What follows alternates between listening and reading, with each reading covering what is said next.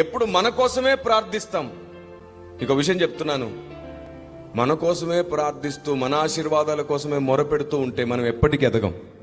నేను ఒక మాట అన్నాను కదా, మనం ప్రార్థిస్తున్నప్పుడు మన ప్రార్థనలు నెరవేరట్లేదంటే మనం ఆశీర్వదించబడ్డవారం, మనం అదృష్టవంతులం అన్నాను. ఎందుకన్నాను చెప్పనా? చాలా సింపుల్. దేవుడు ఎవరి ప్రార్థనలను ఆలస్యంగా నెరవేరుస్తాడో తెలుసా? దేవుడు ఎవరిని గూర్చిన ప్రార్థనలు విన్నా సరే ఎదురు చూస్తూ ఉంటాడో తెలుసా? ఆయన ఎవరినైతే ఎక్కువ నమ్ముతాడో వారి విషయంలోనే ఆలస్యం చేస్తాడు ఆయన. అవును, నేను వ్యక్తిగత అనుభవంతో చెప్తున్నాను. దేవుడు ఎవరిని ఎక్కువ నమ్ముతాడో వారి జీవితంలో ప్రార్థనలు ఆలస్యం అవుతాయి. ఎందుకో తెలుసా? ఎప్పుడైతే నువ్వు విరిగి నలుగుతావో, నీ ప్రార్థనలు ఆలస్యం అవుతాయో, నువ్వు అడిగినవి త్వరగా దొరకవో, నువ్వు మానసికంగా విరిగి నలిగినప్పుడు రెండు విషయాలు నెరవేరుతాయి. ఎవరి హృదయము విరిగి నలిగితే వారికి యెహోవా ఆసన్నుడు.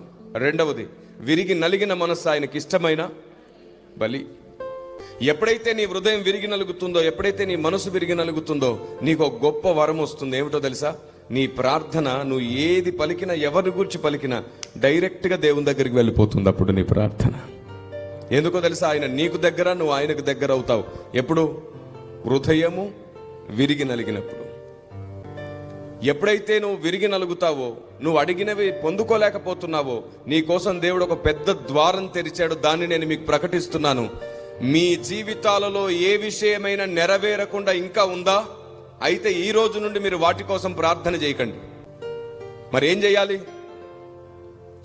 ఏ సమస్య ఇంకా నెరవేరలేదో, పూర్తవ్వలేదో, మీ జీవితంలో ఇంకా అలాగే ఉందో, దానికోసం ఏడవడం మాని అదే సమస్యతో భూమి మీద ఇంకా బాధపడుతున్న వాళ్ళు చాలా మంది ఉన్నారు.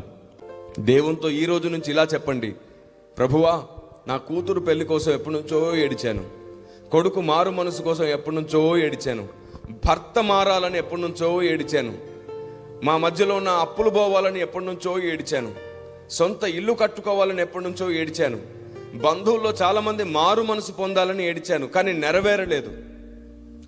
ఏదైతే ప్రాబ్లం ఇంకా మీ దగ్గర ఉందో దానికోసం ఇప్పటి నుంచి ఏడవడం మాని ఇలా ప్రార్థించండి: ఇలాంటి ప్రాబ్లంలో, ఇలాంటి సమస్యలో ఉన్న వారిని మొదట విడిపించు ప్రభువా, తర్వాతే నన్ను విడిపించు ప్రభువా. మొదట వారిని విడిపించు, తర్వాతే అని అడిగి చూడండి. నేను మీకు చెప్తున్నాను, 90 రోజులు సాధన చెయ్యండి, ప్రాక్టీస్ చెయ్యండి. 3 నెలలు ఇలా చిటికెలో గడిచిపోతాయి కదా.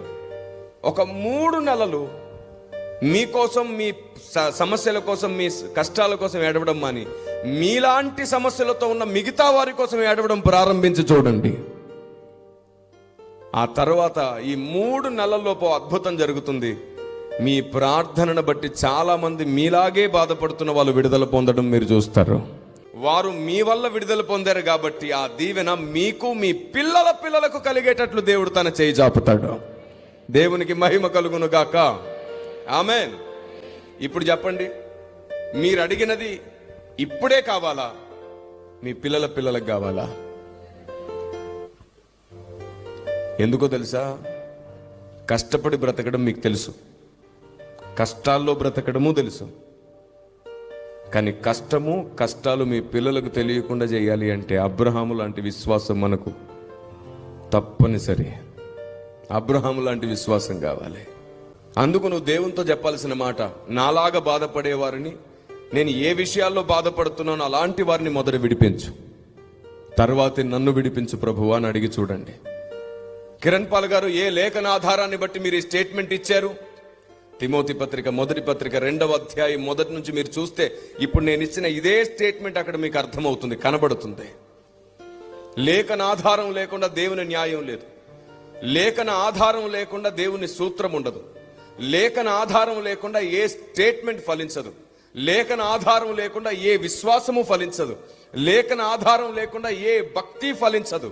లేఖన ఆధారంతోనే ఏ స్టేట్మెంట్ అయినా నమ్మకమైన ఉండాలి. లేఖన ఆధారం లేకపోతే ఎప్పటికీ పరలోక రాజ్యం మన కోసం పని చెయ్యదు. చూడండి.